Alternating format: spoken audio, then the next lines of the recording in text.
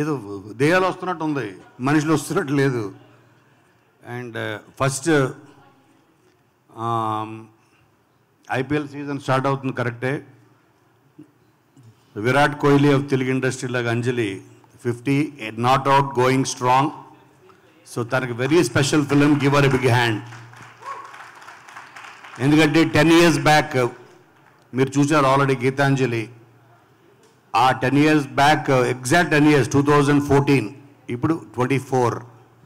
So 10 years back Gitanjali అన్నది ఒక trend setter horror కామెడీస్లో తెలుగులో. తర్వాత కన్నడలో కూడా ఇది story, screen play, direction by Puttanna అని వచ్చి అక్కడ కూడా బ్లాక్ బస్టర్ అయింది. అన్ని లాంగ్వేజెస్లో ఇది బెంగాలీలో కూడా అప్పట్లో రిలీజ్ అయ్యి బ్లాక్ బస్టర్ అయింది. సో అన్ని అంటే ఒక గుడ్ కంటెంట్ ఆల్ ఓవర్, ఎక్కడికి వెళ్ళినా దేశంలో ఏ భాషలోకి వెళ్ళినా ఆడుతుందని చెప్పడానికి గీతాంజలి అన్నది ఒక గ్రేటెస్ట్ ఎగ్జాంపుల్. ఒక స్మాల్ బడ్జెట్లో, ఒక చాలా స్మాల్ బడ్జెట్, అప్పట్లో మేము జస్ట్ 3.5 crores ఈ కంటెంట్ క్రియేట్ చేయడం జరిగింది. అంటే ఒక సినిమా కలెక్షన్స్కి లేకపోతే హిట్ రేంజ్కి బడ్జెట్తో సంబంధం లేదని చెప్పడానికి మాత్రమే బడ్జెట్ చెప్పా. ఒక ఐడియా వర్క్ అవుతుంది ఇర్రెస్పెక్టివ్ ఆఫ్ ద బడ్జెట్. ఆ ఐడియా, ఎందుకంటే మీకు ఈ సినిమా ద్వారా అందులో అప్పుడు అందరూ కొత్త టెక్నీషియన్సే, ఇప్పుడు అందరూ సూపర్ సక్సెస్ పొజిషన్లో ఉన్నారు. నెంబర్ 1 చెప్పాలంటే అందులో సాయి శ్రీరామ్, దీంట్లో వచ్చేసి డిఓపి కెమెరామెన్. ఇప్పుడు తను ఒక top most cameraman of Telugu industry. అలాగే ఈ సినిమాతో పరిచయమైన ప్రవీణ్ లక్కరాజు. అలాగే ఈ సినిమా ఇప్పుడు మీరు విన్న సాంగ్ అది అండ్ రాసిన శ్రీజో. ఆ తర్వాత మాకు అడిగే పాట అవన్నీ రాశాడు శ్రీజో. తను కూడా ఇదే సినిమాతో పరిచయం అయ్యాడు. అలాగే ఈ సినిమాతో ఎంతోమంది టెక్నీషియన్స్ని, అలాగే సినిమాతోటి పరిచయమైన డైరెక్టర్, ఇలా ఎంతోమంది.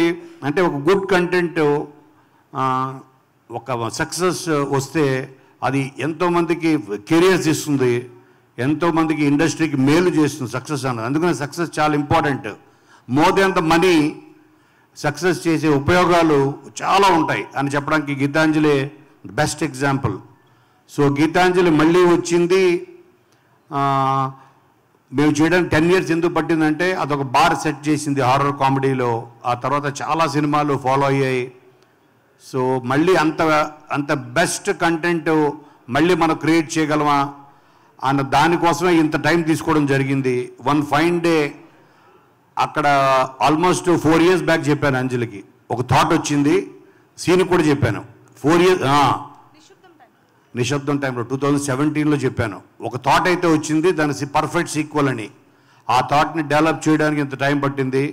సో అది ఈరోజు గీతాంజలి మళ్ళీ వచ్చింది అన్న కారణమైంది. ఈ డెవలప్మెంట్లో ఈరోజు ఈ క్వాలిటీ మీరు చూస్తున్న దానికి I should give the full credit, major credit to Bhanu and నందు. వీళ్ళిద్దరు వల్ల ఈరోజు ఈ సినిమా ఈ షేప్లో ఉంది. సో అప్పుడు అంటే ప్రతి టెక్నీషియన్ ఉన్నోడికి ఒక ఆకలి ఉండాలి. కొత్తగా వచ్చినప్పుడు ఉంటుంది, తర్వాత రాను అది మనం ఎక్కడో చాలు ఇది చాలే వచ్చింది చాలే అనుకుంటాం. ఆ ఆకలి, ఎందుకంటే ఇక్కడ బాబీ అలాగే గోపి అలా వచ్చిన అందరూ ఒక ఆకలితోటి సింహాల్లో వచ్చారు ఇండస్ట్రీకి. ఇప్పటికీ సింహాల్లోనే ఉన్నారు అందరూ. సో అది చాలా ఇంపార్టెంట్. అలాంటి ఆకలితో టెక్నీషియన్స్ భాను అండ్ నందు రైటర్స్ వాళ్ళు. ఆ తర్వాత నాకు సెంటిమెంట్ ఏంటంటే ఈ సినిమాకి అసలు గీతాంజలి అన్న ప్రాజెక్టు జరగడానికి కారణం, ముఖ్య కారణం ఏంటంటే శ్రీనివాసరెడ్డి. తనే తీసుకొచ్చాడు ఆ డైరెక్టర్ని తీసుకొచ్చి, అన్న ఒక కథ ఉంది ఇటు మీరు వినండి హారర్ స్టోరీ అని ఆ రాజ్ కిరణ్ అనే డైరెక్టర్ని తీసుకొచ్చి అప్పటికి 10 ఆఫీసులు తిరిగి నాకు బెల్లంకొండ సురేష్ ఆఫీస్లో కలిశాడు. ఒకరోజు కలిసి ఇదే కథ చెప్పి ఆఫీస్ నుంచి బయటకు వస్తుంటే అప్పుడు మేము అక్కడ అల్లుడు సీను ఏదో చేస్తున్నాం. ఆ ఆఫీస్కి వెళ్తే సీను ఆ డైరెక్టర్ని తీసుకుని బయటకు వెళ్తూ నాకు కనిపించాడు. కనిపించి ఏంటి సీను ఇలా అంటే, అన్న ఒక స్టోరీ రెడీ చేసాము హారర్ ఫిలిం, ఇతనే ఆ స్టోరీ చెప్పింది అంటే నువ్వు రేపు మార్నింగ్ ఇంటికి రానా. నెక్స్ట్ డే ఎర్లీ మార్నింగ్ 7:30, 8 o'clockకి సీను ఆ డైరెక్టర్ని తీసుకుని వచ్చాడు గీతాంజలి కథ.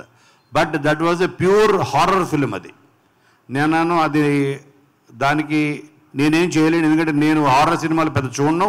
హారర్ కామెడీ అయితే చేద్దాం, నాకు ఆ ఫ్రీడమ్, నాకు పాయింట్ నచ్చింది. దాంట్లో ఉన్న ట్విన్స్, దాంట్లో ఒక అమ్మాయి గోస్ట్, ఒక అమ్మాయి ట్విన్ అన్నది అని చెప్తే మీకు ఫుల్ ఫ్రీడమ్ సార్, మీ ఇష్టం చేయండి అన్నాడు. అప్పుడు ఆ బేసిక్ పాయింట్ హారర్ దాన్ని కంప్లీట్గా హారర్ కామెడీ కింద మార్చడం జరిగింది. సో ఈ గీతాంజలి అప్పటి నుంచి ఇప్పటిదాకా సజీవంగా ఉందంటే దీనికి ప్రాణం పోసింది సీను 100%. సో అలాగే అప్పట్లో నేను రాసిన క్యారెక్టర్ల పేర్లు, ఎందుకంటే నేను ఫస్ట్ ఏ క్యారెక్టర్లు అనుకున్న బాబీ కానీ గోపి కానీ మీ అందరం ఫస్ట్ నామకరణోత్సవం అంటే ఒకటి ఉంటుంది, ఆత్రేయ ఆరుద్ర రైటర్స్కి ఆ పేర్లు పెట్టి, అలాగే మా ప్రతి సినిమాలో ప్రతి క్యారెక్టర్కి, ఎందుకంటే ఆ పేర్లు గుర్తుండిపోతాయి.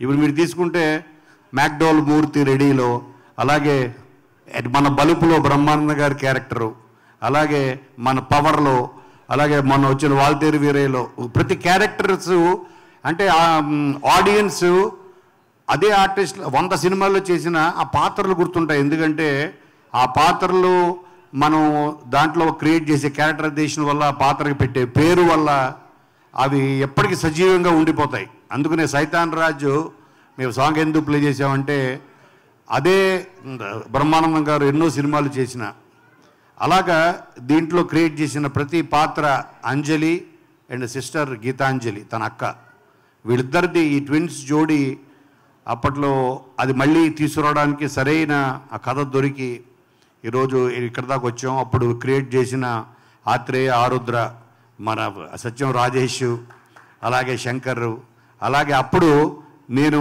ఒకే ఒక్క సీన్ ఉంది, అలీబాయ్ నువ్వు నా కోసం చేయాలి అంటే డన్ అని చెప్పి ఒకరోజు తను వచ్చి నాకు అసిస్టెంట్ కూడా బేటా అవుతున్నాడు.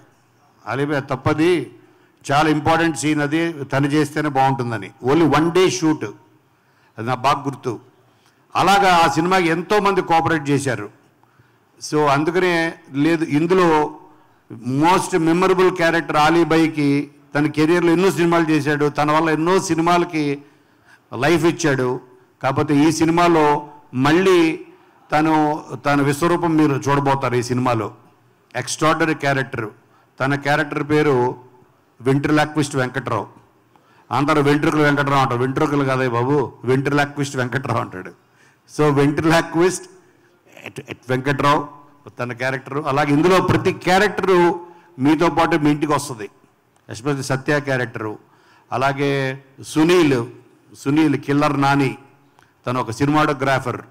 ఇందులో ప్రతి క్యారెక్టరు. సో మీరు ఇప్పుడు టీజర్లో మీరు చూసింది జస్ట్ 1%. సో రేపొద్దున మీరు చాలా చూడబోతారు. అండ్ ఎస్పెషల్లీ ఇక్కడున్న మన టెక్నీషియన్స్ డిఓపి సుజాత సిద్ధార్థ్ గురించి చెప్పాలి.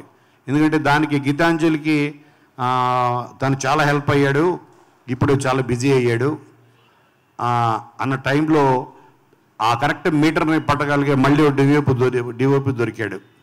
వీళ్ళందరినీ కోఆర్డినేట్ చేయడానికి నాకు ఒక క్యాప్టెన్ కావాల్సి వచ్చింది. ఆ క్యాప్టెనే శివ తొర్లపాటి.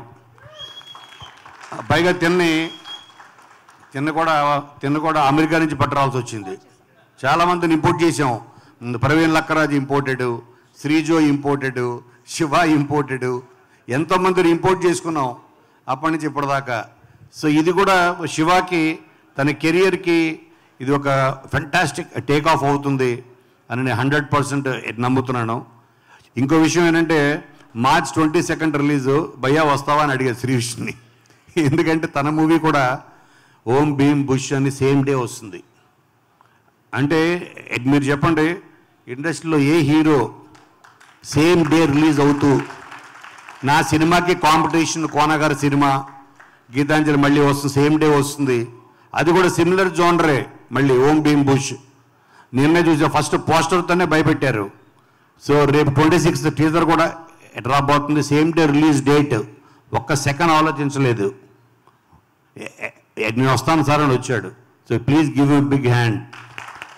అంటే ఇండస్ట్రీ ఇలాంటి వాళ్ళ వల్లే హెల్తీగా ఉంటుంది డెఫినెట్గా.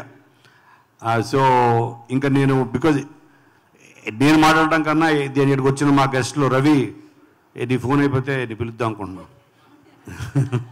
సో మీరందరూ వచ్చి we need your blessings more than anything. Audience ఇది కావాలి.